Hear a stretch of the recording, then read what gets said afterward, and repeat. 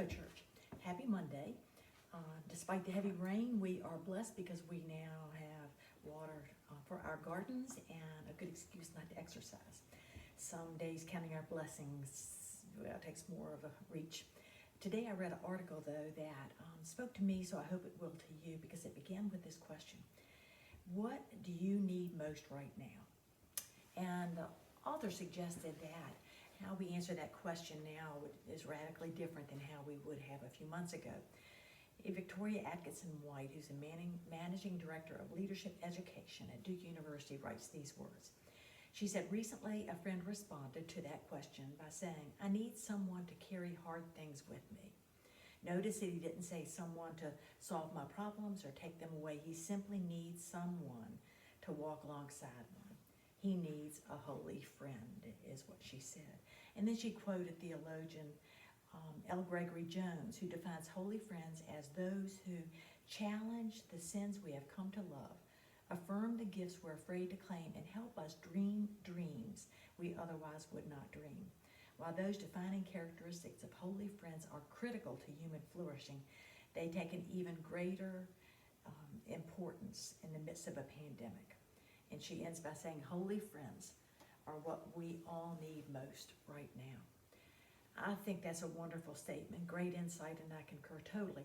Though we actually need holy friends all of the time, but especially during this season of separation and isolation, those little tapes can start playing in our heads that make us feel insecure, and they dig up all those times we are worried about our shortcomings or our failures or our fears.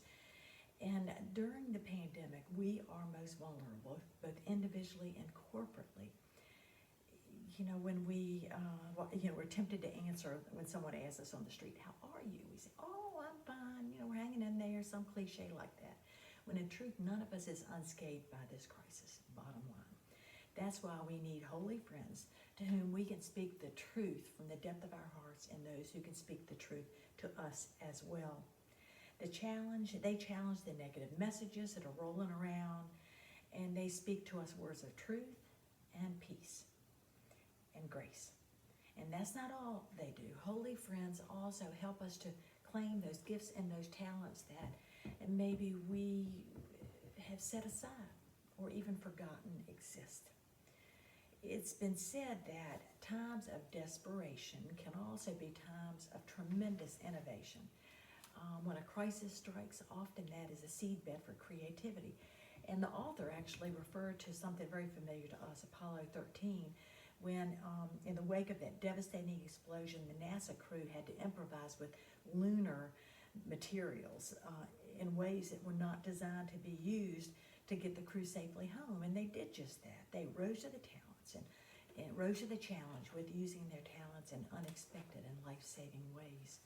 So the question becomes this: what gifts do you find yourself leaning into during this time of pandemic?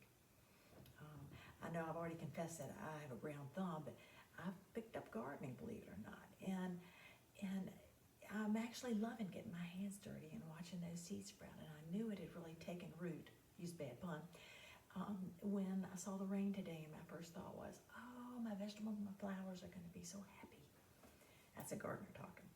I've seen others that are using their gifts and talents. They say, no, I don't know how to sew, but then they're making masks for others who need them. And I know those who are trying new recipes that they've never tried, to bake different goodies that I know some of them are landing on my front porch, for which we're really grateful. Or a friend of mine who hates exercise but needs to get in shape is now taking Zumba lessons, believe it or not. You see, holy friends encourage us to do things we may not have done before, to try things we may not have tried before, to dream things we may not have dreamt before. So let me ask you, how are you really? And who is that person who knows you well and will push you to try those things and to claim those unused gifts? You should listen to them. You see, your holy friends are qualified to dispense that kind of advice because they know you and they care about you, and they will walk with you, and they will carry the hard things with you. So who is that person in your life? Thank them and give thanks to God for them. For it is this holy friend who will help you flourish always, but especially during